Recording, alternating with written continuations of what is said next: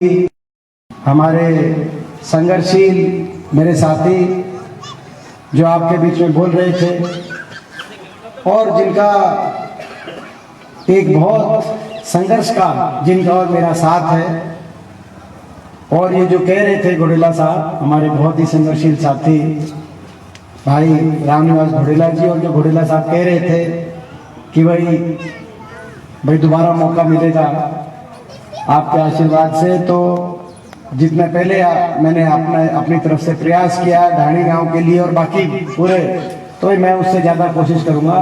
तो मुझे विश्वास है घोड़ेला साहब, हरियाणा के लोग छिके पड़े हैं, बदलाव भी आएगा, भाई लोग मौका भी देंगे। और इस बार जो है मेरा विश्वास है कि इस बार आपको जो है मोटी कलम खाएगी, आपको छोटी कलम नहीं खाएगी, ये मेरा विश्वास है। ये मुझे विश्वास है आप लोगों की सेवा कर सको, क्योंकि आप ईमानदारी से, और इसमें भी कोई दो राय नहीं, एक आपकी जो शराफत की छवि है, जो शराफत की इमेज है घोड़ेला साहब, वो जो है कहीं ना कहीं ये तो जो है ये तो कहीं ना कहीं कांग्रेस पार्टी की हमारी टिकट वितरण की प्रणाली में हाईकमान से जो चूक हुई, ये 2-4 सीट ना तो मौका तो इस बार भी आ गया था, अगर आपका मौका होता तो इस बार भी आया पड़ा था, गलत तो नहीं कह रहा मैं, ये 2-4 को ठीक मिल जाती घोड़ेला साहब, तो मौका तो इस बार भी आया हुआ था, मगर अगली बार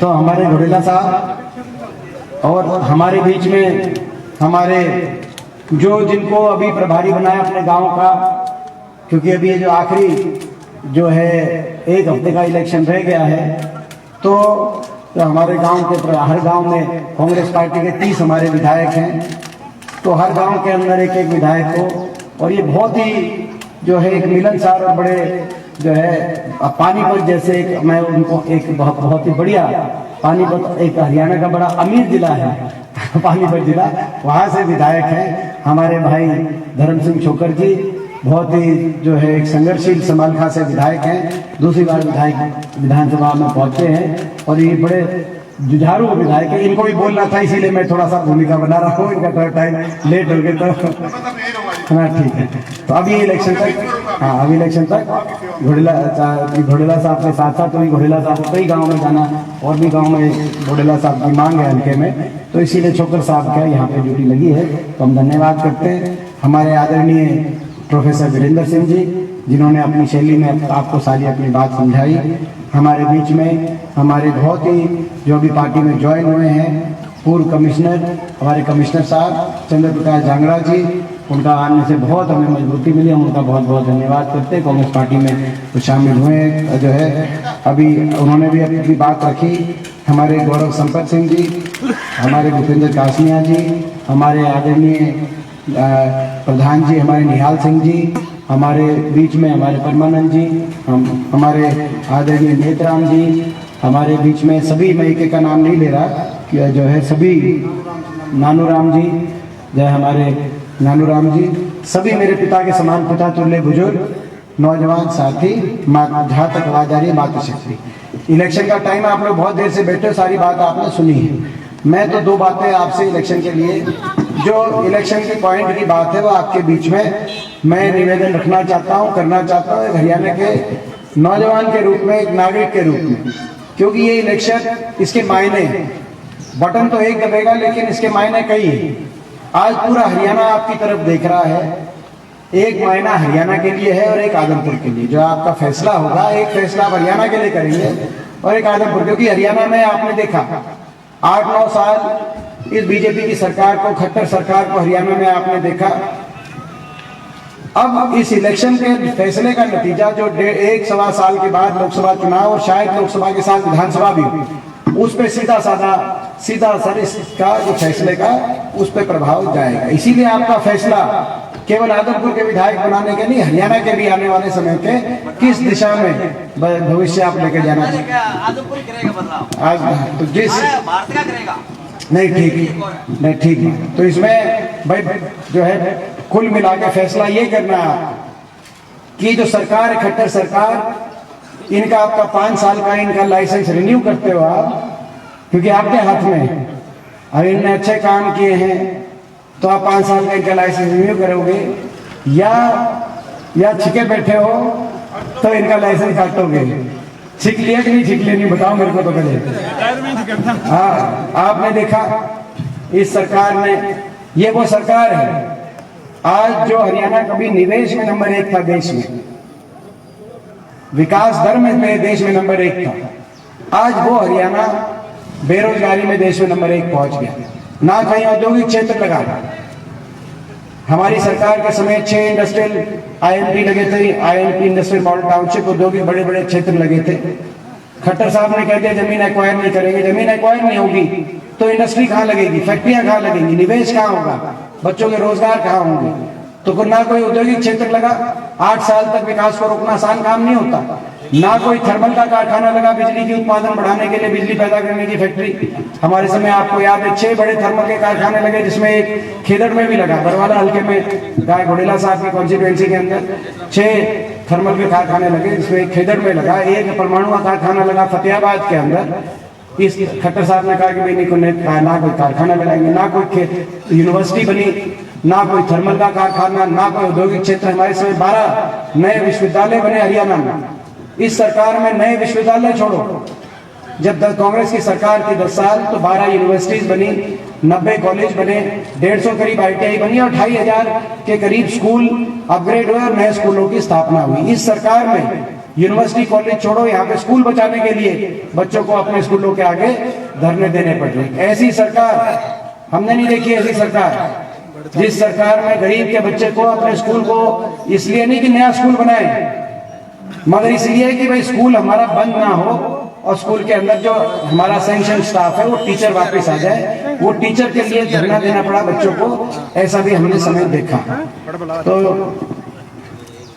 हाँ जी, देख सकते हैं। तो ये ऐसी सरकार, तो भाई ऐसी सरकार जिन्होंने हरियाणा को विकास की पटरी से उतारने का काम किया, ऐसी सरकार जो इतने घमंड में आ गई, ऐसा अहंकार भी नहीं देखा होगा आपने।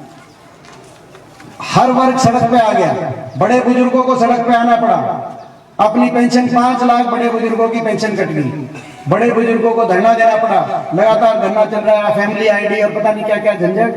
5 लाख बड़े बुजुर्गों की पेंशन जिन्होंने काट दी, वायदा किया 5000 पेंशन का, और पेंशन 5000 पेंशन के वायदे पे सरकार बनी, 2500 पेंशन और वो भी कटने लग रही है। मैं गलत तो नहीं कह रहा भाई, वायदा जब 5000 का था तो पूरा करना चाहिए था कि नहीं चाहिए। इसीलिए हमारा संकल्प है आपके आशीर्वाद से बदलाव होगा, और बदलाव होते ही पहली कलम से जिन जहां बड़े बुजुर्गों की पेंशन कटी है, सारी पेंशन बहाल करके ब्याज समेत और फैमिली आईडी का चक्कर खत्म करके सेल्फ डिक्लेरेशन के आधार पर सारी पेंशन बहाल करेंगे। और जैसे पिछली जब कांग्रेस की सरकार थी हुड्डा साहब की, उस समय देश में सबसे ज्यादा पेंशन हरियाणा की होती थी, 1000 देश में सबसे, दिल्ली से पहले।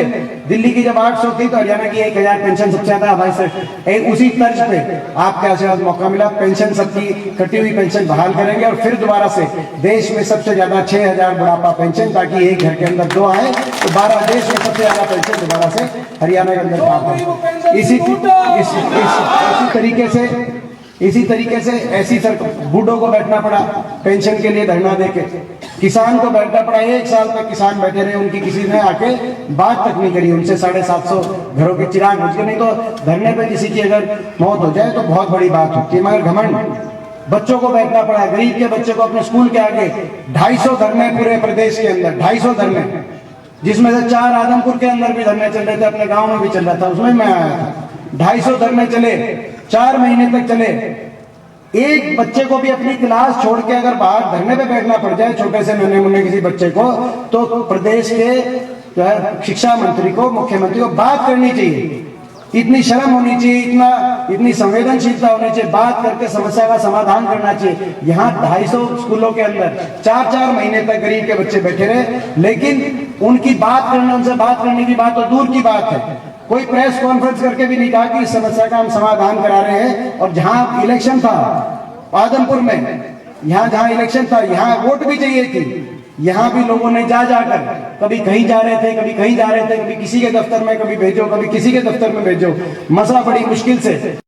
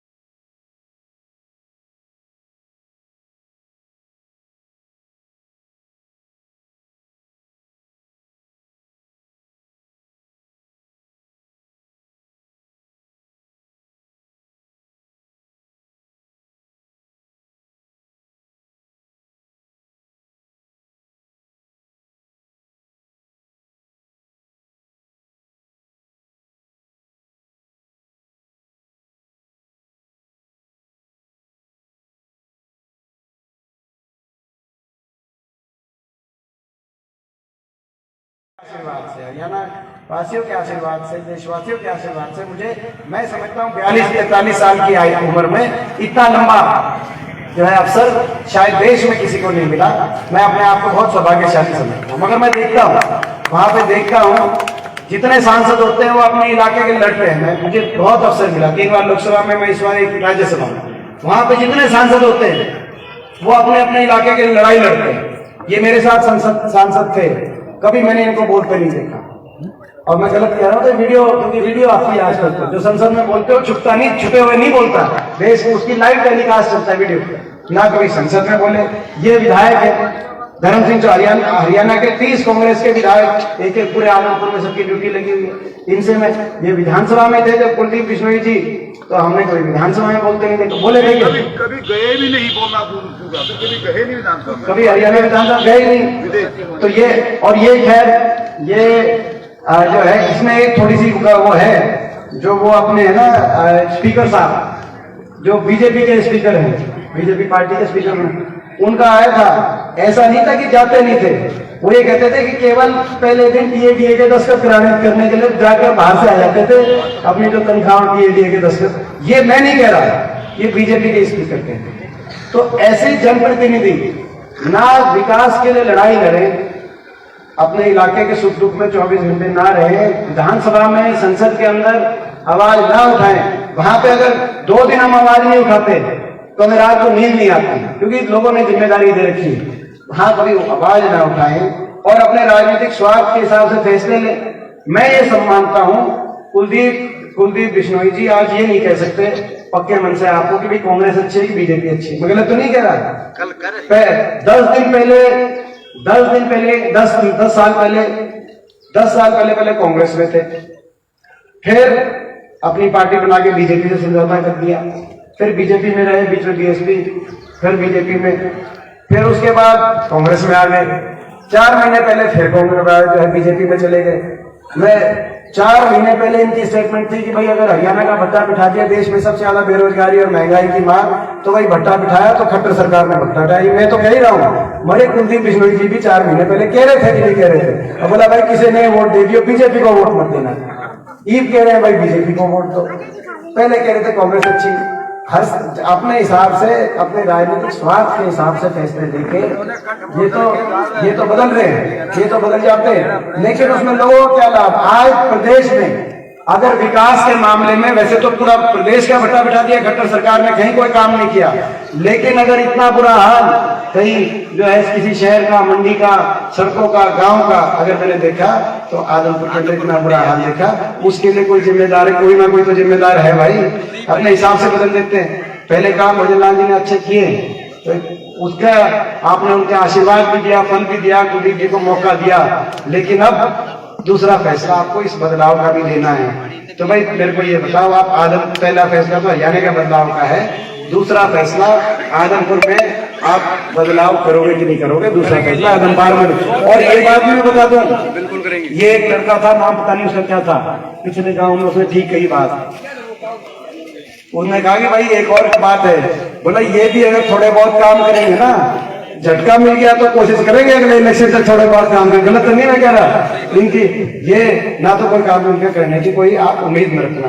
बीजेपी बहुत झूठी पार्टी, बीजेपी का एक और अर्थ है बहुत झूठी पार्टी, बात ज्यादा करते, काम करते, कहते थे बहुत ही महंगाई की मार इस बार बीजेपी सरकार।